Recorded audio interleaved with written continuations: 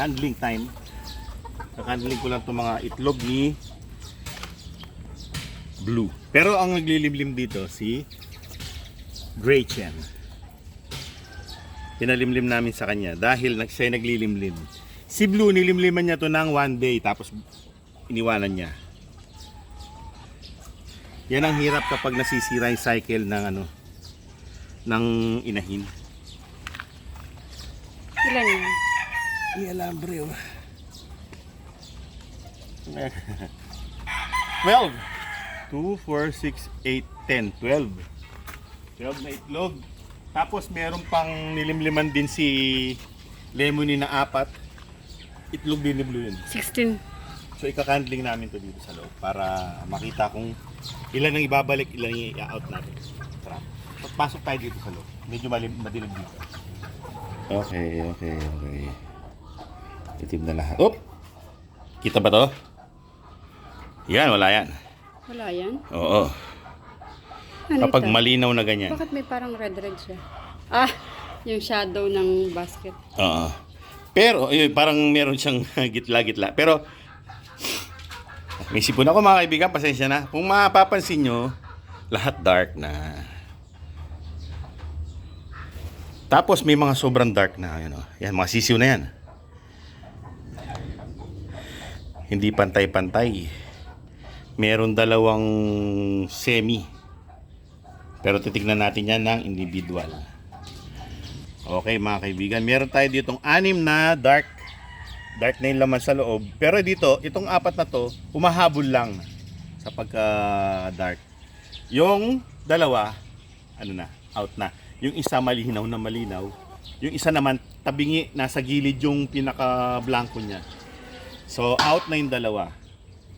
So, ito yung mga goods. Babalik na natin. Para malimliman na at hindi matagalan sa labas. 10 yan, 10. Nabawasan ng dalawa. Hindi sabay-sabay ang pisa niyan. Hindi mauuna. Yung mga data. Mauuna siguro ng isang araw. Yan. Yung tagalimlim niya, si Gray Chen, yung pure LDT Gray. Gusto niya kasi binabasa yan. Tapos magtatampisaw ngayon siya. Okay, sasarado na natin para hindi siya nahihiya. Mahihiyain kasi siya, no? Okay. Ang daming mga tabing-tabing. Dahil kasi sa sobrang init yan. Ayan. Kinakapalan ko yung mga nakalagay sa kanya. Meron pa mga itlog dito pero hindi na fertile yan. Itong mga nasa baba, itong 5 na to. Itong dalawa, ito yung na-out. Hiwalay lang natin, baka mahalo.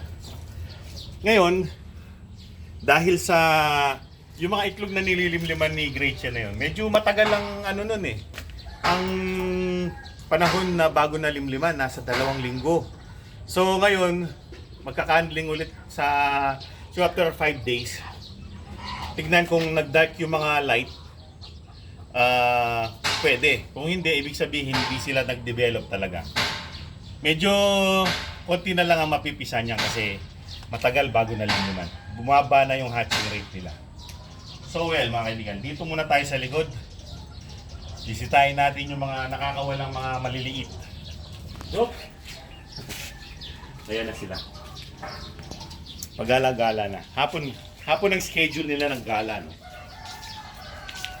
Ayan, para hindi sila nai-stack up dyan sa loob ng kanilang pen. Para nakakapagaspas sila ng pakpak, takbo, talon na medyo malaya. Yung mga ibang kapatid nila, asa na ba? Ay, nan. Papapasukin ko na sila. Apo na. Time is up sa kanilang gala day. Oh. LDT Gray, cross ng Gigi. Meron na akong malaki-laking gray. Haba ng paa. 3 months old. 3 months old na siya. Ang ganda ng pagkaka-gray niya, no? Yung tipong parang native na gray. Hindi yung mga poging gray ang dating, yung parang ano lang sila, yung dirty gray ang dating, pero hindi naman siya hiraw. So, pasok ka na, ayaw lumabas na mga kasamahan mo. It's their loss. At least ikaw nakasimple ka sa labas.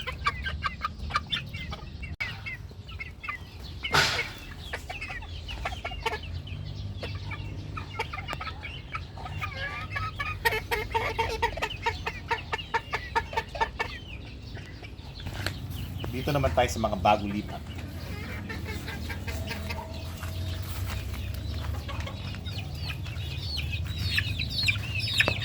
Ayan, mga bagong lipat. Oops, excuse me, kukunin ko lang yung pinagkainan nyo ng snack. Nagmamadali. Pasok, pasok. Pasok mga kaibigan, pasok, pasok, pasok mga kaibigan. Yung mga sweater, dilaw na dilaw ang paa. Puro di yellow legs nandyan, isa lang ang white legs, itong gray lang, butcher gray. Lahat yellow legs, lemon, gal, tsaka sweater. Pagkakaiba ng lemon sa gal, yung kulay, dark ang kulay ng lemon. Tapos yung dark, ay yung light ang gal. Pero mga straight comb lahat yun ha. Pag nag picom, sweater yun. Pwede mo silang kuhanan dito. Para ma-experience mo yung kanilang malapitan.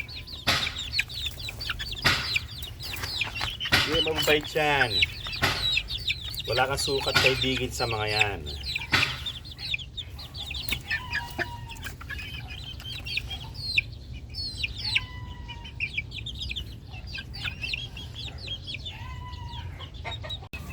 Ito naman, kinukuha ko lang yung, inibigyan ko sila ng snack, saging or kanin, ano naman. Ayan sila mga healthy.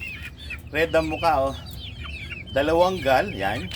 Yung magkamukha na yan. Tapos yun yung bumaba, lemon. Lemon ang bumaba na yan.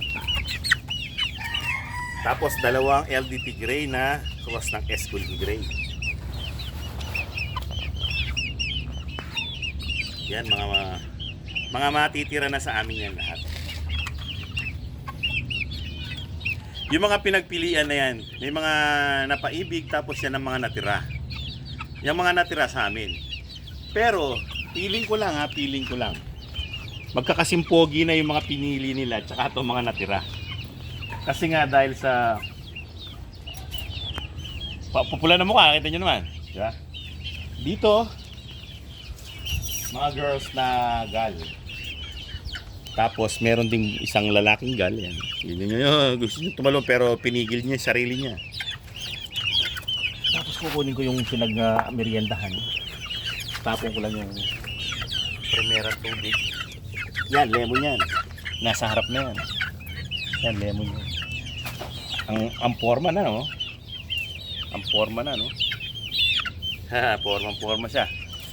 Sa yung gal namin, 3 pares pa. So, kung may mapapaibig pa ng gal, pwede pa. Mayroon pa kaming 3 lalaki, 3 babae. Dito sa mga gato kalaki, mga pa 3 months old na yan. Ito mga alaga namin, kapag tanghali, binibigyan ko ng merienda. Kasi mainit ang panahon, di ba? Tayo nga gusto natin may merienda kapag mainit ang panahon. Di ba, nandyan yung halo-halo. Sila halo-halo din, saging, kanin. Para yung sustansya, mas maraming available na sustansya sa kinakain nila. Kasi napapansin ko, nagsasawa sila dun sa kanilang regular na kinakain. Kasi nakakasawa nga naman, di ba? Well, mga kaibigan, hapon na naman at eto yung panahon na marami na kaming gagawin. Tataob na yung mga inuman at kainan, asikasuhin na yung mga sisiw para mamayang gabi yung mga ilaw, prepare na tulad dito. So, well, mga ganyan, hanggang sa susunod na episode. Maraming salamat sa inyong panonood. Alam. Alam.